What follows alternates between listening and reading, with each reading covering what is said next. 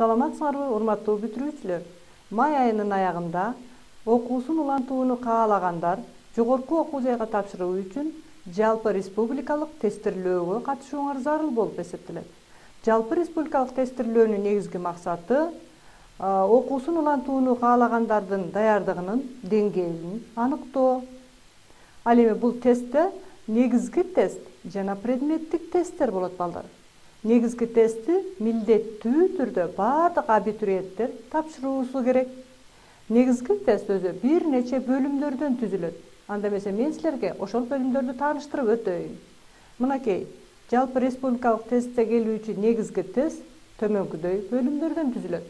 Математика, эне тилинде окуу жана түшүнүү, окшоштуктар жана сүйлөмдөрдү толуктоо, эне тилинин практикалык грамматикасы. Көрдүңөрбү балдар? Ушул негизги тестте математика кездешерин көрдүңөр. Ал эми бул тестте математика 2 бөлүктөн турат. Математика боюнча негизги тесттин тапшырмалары биринчи бөлүгү 1ден 30га чейинки тапшырмаларды камтыйт. Ал эми экинчи бөлүгү 31ден 60га чейинки тапшырмаларды камтыйт. Негизги тестти математика боюнча силер предметтик тест менен алмаштырбагыла. Бул жерде негизги тестте математика боюнча алган билимдериңерди колдоно билүү жөндөмдүүлүктөрүңөр гана бааланат. Биз силерге атайын ошо республикалык тестке даярданууңарга шарт түзүү максатында, башкача айтканда, ийгиликтүү тапшырууңарды каалоо менен силерге бир нече телевизиондук сабактарды уюштурабыз. Ал эми телевизиондук сабактын жүрүшүндө ошол тест кандай форматта келет, кандай тапшырмалар камтылышы мүмкүн, бул тестти ийгиликтүү тапшырыш үчүн кандай даярдануу керек жана башка ушул сыяктуу силерге пайдалуу болгон бир нече суроолорго жооп бергенге аракет кылабыз. Анда эмесе ушул математика боюнча негизги тестте кандай категориядагы тапшырмалар камтылаарын силерди тааныштырып өтөйүн. Анда эмесе экранга көңүл бургула. Тапшырмалардын категориялары арифметика, алгебра жана геометрия. Көрдүңөрбү? Тапшырмалардын категорияларын көрүп турасыңар. Арифметика, алгебра жана геометрия дедим. Бул тапшырмаларды аткарган учурда силерге мындан башка дагы мектеп программасында камтылбаган кошумча бөлүмдөрдөн дагы тапшырмалар келип калышы мүмкүн. Силерде суроо туулушу мүмкүн. Мектеп программасында кездешпеген бул бөлүмдөрдөн тапшырмалар келсе кантип аткарышыбыз керек деген.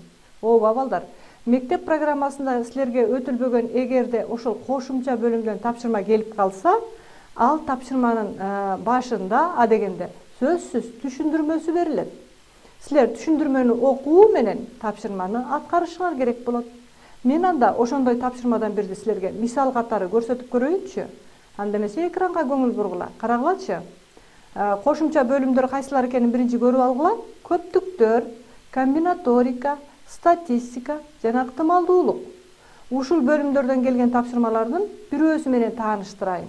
Мынакей балдар, экранда ушул негизги тесттин математика бөлүмүндө кездешүүчү бир тапшырманы көрүп турасыңар. Сандар өсүү же кемүү тартибинде жайгашып, катарды түзүүчү мүчөлөрдүн саны так болсо, анда ал катардын медианасы катардын тең ортосундагы мүчөсү болот. Мисалы 4, 5, 6 сандарынын медианасы 5ке барабар. Көрдүңөрбү балдар? Ушул бөлүк түшүндүрмө катары кетти силерге. Медиананы табыш үчүн сан катарынын эгерде сан катарын түзүүчү мүчөлөрдүн саны так болсо, анда ал катардын медианасы тең ортосунда мүчөсү болот деп атат. Мынакей карагылачы, мисалда 4, 5, 6 3 мүчөсү бар экен. 3 мүчө так да, демек мүчөлөрдүн ортосунда турган сан 5 экен. Бул сан катарынын медианасы 5ке барабар экендигин көрдүңөр. Ушул теориялык материалды колдонуп, башкача айтканда түшүндүрмөнү колдонуп туруп, төмөн жагында жазылып турган тапшырманы силер аткарышыңар керек. Мен азыр ал тапшырманы өзүнчө жазып алайын силерге көрүнүктүү болуш үчүн. Карагылачы. Биология предмети боюнча тестте 7 студент төмөнкү упайларды алышты. 62, 70, 67, 48, 89, 98 жана 92. Бул упайлардын медианасы кайсы деген суроо турат. астында 5 варианттагы жооптор сунуш кылынган. Бул тапшырманы аткаруу үчүн силер жогорудагы түшүндүрмөнү эске алгыла. Мен анда эмесе бул тапшырманын чыгарылышын силерге көрсөтүп өтөйүнчү. Чыгаруу. А дегенде мен упайларды жазып алайын. Мынакей.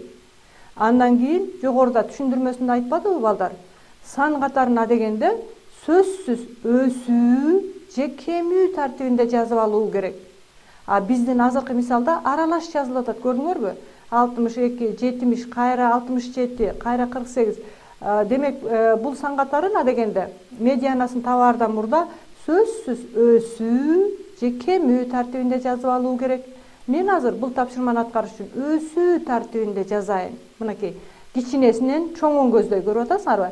48, 62, 67, 70, 89, 92, 98. Эми катардын мүчөлөрүнүн санын санап көрөйүн. Такпы, жуппу? Биринчи мүчө, экинчи мүчө, үчүнчү, төртүнчү, бешинчи, алтынчы, жетинчи мүчөнү көрүп турасыңар, балдар? Демек, сан катарын түзүүчү мүчөлөрдүн саны так экен. Анда бул учурда сан катарынын медианасы болуп, так ортосундагы мүчөсү эсептелинет. Мынакей. 70 деген сан так ортосунда турган сан экен. Берилген сан катарынын медианасы 70-ке барабар экен. Туура жообу Г. Көрүнүп турабы силерге? Бул жерден силер кошумча бөлүмдөн келген тапшырма экендигин көрдүңөр. Бул тапшырманы аткарган учурда балдар, эгерде сан катарын түзгөн мүчөлөрдүн саны так сан болсо, тең ортосунда турган мүчөнү алышыңар керек. А эгерде жуп болуп калса кантесиңер? 7 эмес, мүмкүн 6 мүчөдөн тураттыр, мүмкүн 10 мүчөдөн тураттыр.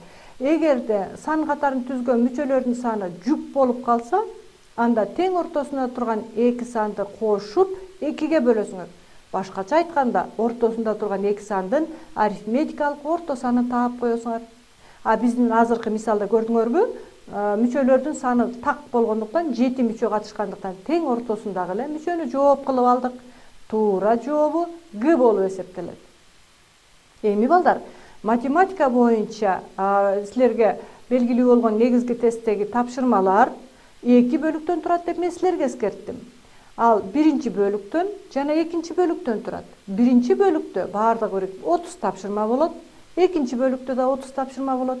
Мынакей, экранда силер биринчи бөлүктөгү тапшырмалар кандай форматта келерин көрүп турасыңар. Биринчи бөлүктө балдар А тилкеси деген жазууну кездештиресиңер жана Б тилкеси деген жазууну кездештиресиңер. А тилкеси менен Б тилкесинин астында тик бурчтуу рамкаларды көрүп турасыңар. Биринчи бөлүктөгү тапшырмалардын негизги максаты ушул 2 тилкенин астында жазылган тик бурчтуу рамканын ичиндеги чоңдуктарды салыштырууңар керек болот. Кайталайм. Биринчи бөлүктөгү тапшырмаларды аткарууда силердин милдетиңер ушул 2 тилкенин астында жазылган тик бурчтуу рамканын ичиндеги чоңдуктарды салыштырууңар керек. Эгерде жыйынтыгында А тилкесиндеги чоңдук чоң болсо, балдар, жообуна А деп белгилейсиңер. Көрүп атасыңарбы? Эгерде Б тилкесинин астында жазылган рамканын ичиндеги чоңдук чоң болсо, анда жообуна силер Б деп жазгыла. Эгерде В тилкесиндеги менен А тилкеси менен Б тилкесиндеги чоңдуктар барабар болуп калса, башкача айтканда 2 тилкедеги чоңдуктар барабар болсо, жообунда В деп белгилейсиңер. Көрдүңөрбү?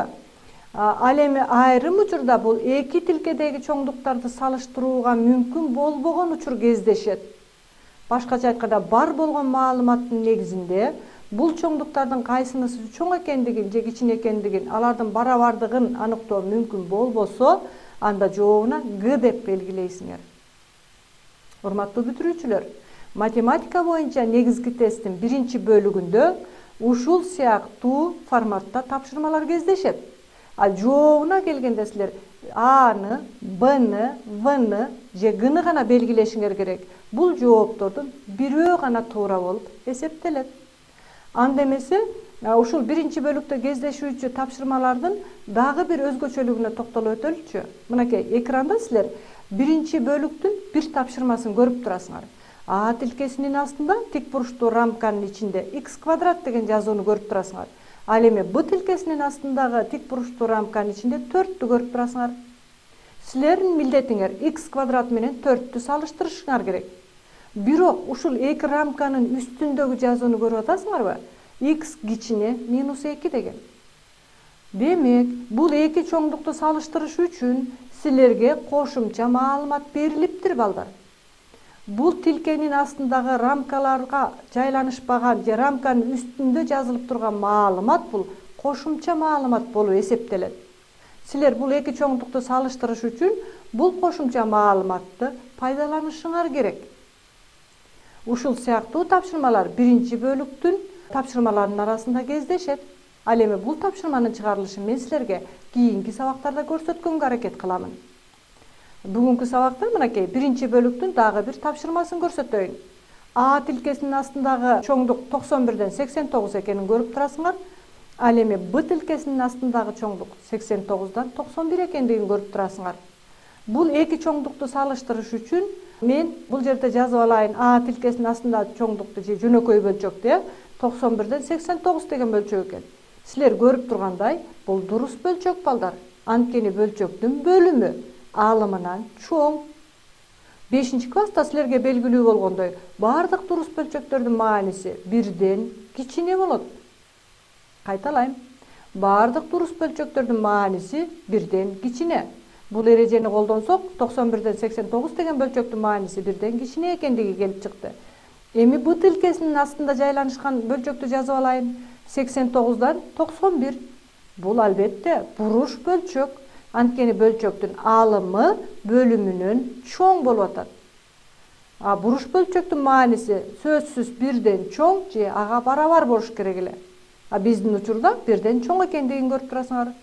Анда бул эки бөлчөктү салыштырууга силердин толук мүмкүнчүлүгүңөр бар. 91-ден 89 деген дурус бөлчөк, 89-дан 91 деген буруш бөлчөктөн кичине болуп эсептелет. Анда бул тапшырманын туура жообу Б тилкесинин астында жайланышкан чоңдук чоң болгондуктан Б деп белгилейсиңер. Көрдүңөрбү? Биринчи бөлүктө кездешкен тапшырмалардын жообун жазган учурда кайсы тилкенин астында жайланышкан тик буруштуу рамканын ичиндеги чоңдук чоң болсо, ошол тилкенин аты жазылат. Азыркы биздин тапшырмада Б тилкесинин астындагы тик буруштуу рамканын ичинде жазылган бөлчөк чоң болгондуктан туура жообу болуп Б эсептелди.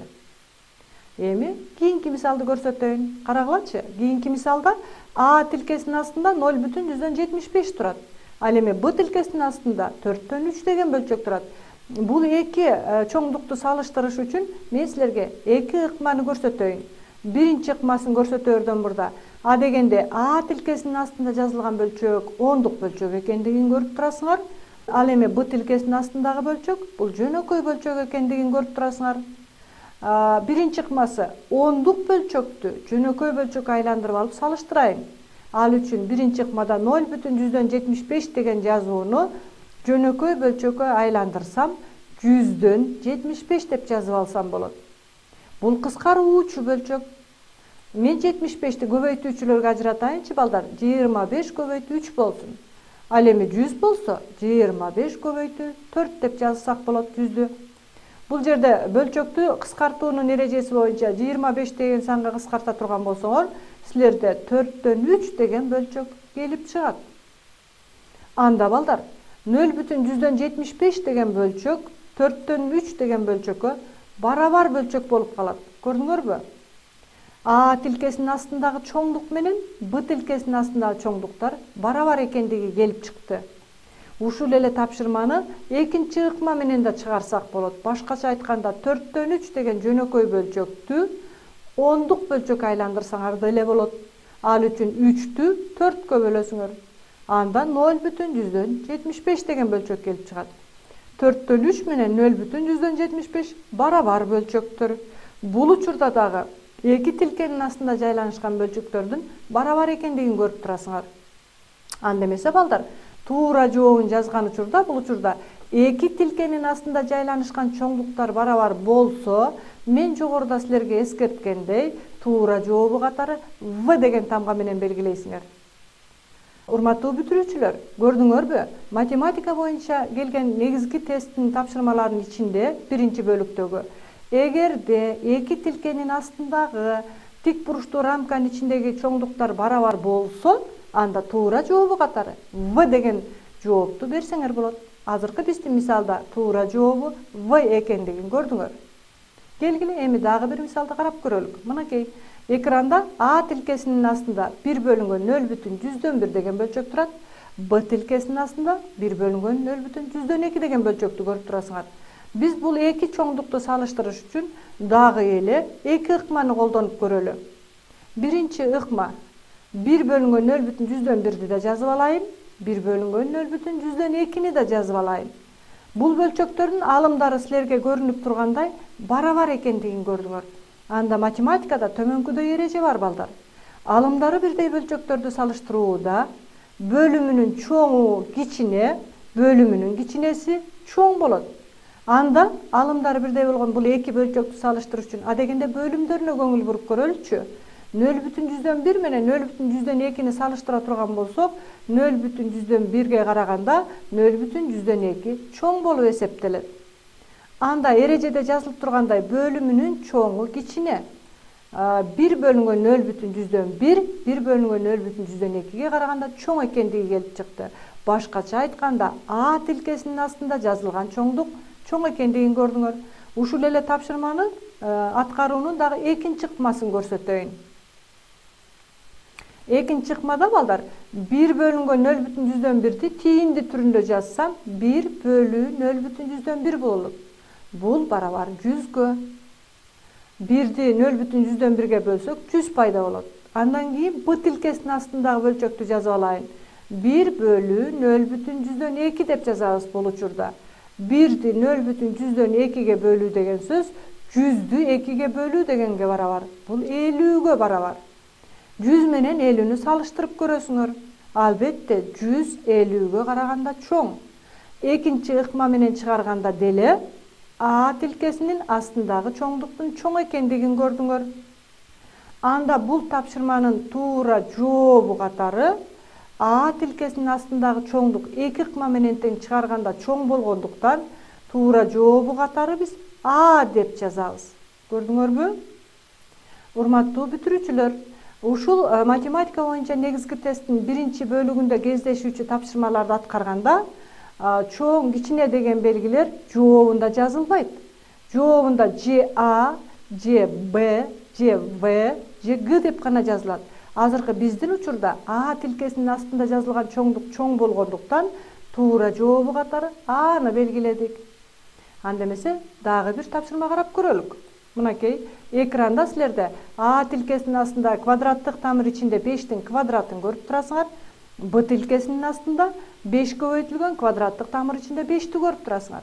Бул эки чоңдукту салыштырыш үчүн квадраттык тамырдын ичине киргизүү жана квадраттык тамырдан чыгаруу деген эрежелердин каалаганын колдонуп салыштырсаңар болот. Мен квадраттык тамырдын ичине киргизүү ыкмасын колдоноюн. Ал үчүн карагылачы. Квадраттык тамырдын астында 5 деген турат. 5'ти тамырдын ичине киргизсеңер балдар, квадратка көтөрүп киргизесиңер. Анда квадраттык тамырдын ичинде 5'тин квадраты көбөйтүү 5 болуп калат. Бул негиздери бирдей болгон даражаларды көбөйтүүнүн касиетин колдонсок, негизинин өзү жазылып, даража көрсөткүчтөрү кошулат. Башкача айтканда, квадраттык тамырдын ичинде 5'тин кубу келип чыгат. Анда балдар, А тилкесинин астындагы чоңдукту жазып алайын. Ал квадраттык тамырдын ичинде 5'тин квадраты болчу. Ал эми Б тилкесинин астындагы чоңдукту жазсам, квадраттык тамырдын ичинде 5'тин кубу болду. Албетте 5'тин квадратына караганда квадраттык тамырдын ичинде 5'тин кубу чоң экендиги көрүнүп турат. Бул жерде Б тилкесинин астында жазылган чоңдуктун чоң экендиги келип чыкты. Анда туура жообу катары Б деп жазышыңар керек болот бул жерде. Урматтуу бүтүрүүчүлөр, бүгүнкү сабагыбызда биз силер менен жалпы республикалык тестирлөөдөгү негизги тесттин математика бөлүмүндө биринчи бөлүктөгү кездешүүчү бир нече тапшырмалардын чыгарылыштары менен тааныштырганга аракет кылдым. Кийинки телевизиондук сабактарыбызда ушул биринчи бөлүктөн, экинчи бөлүктөн кездешүүчү бир нече тапшырмалар менен таанышасыңар дагы, силерге керектүү болгон сунуштар айтылат. Анда эмесе кайрадан силер менен эфирден жолугушканга чейин саламатта калууга.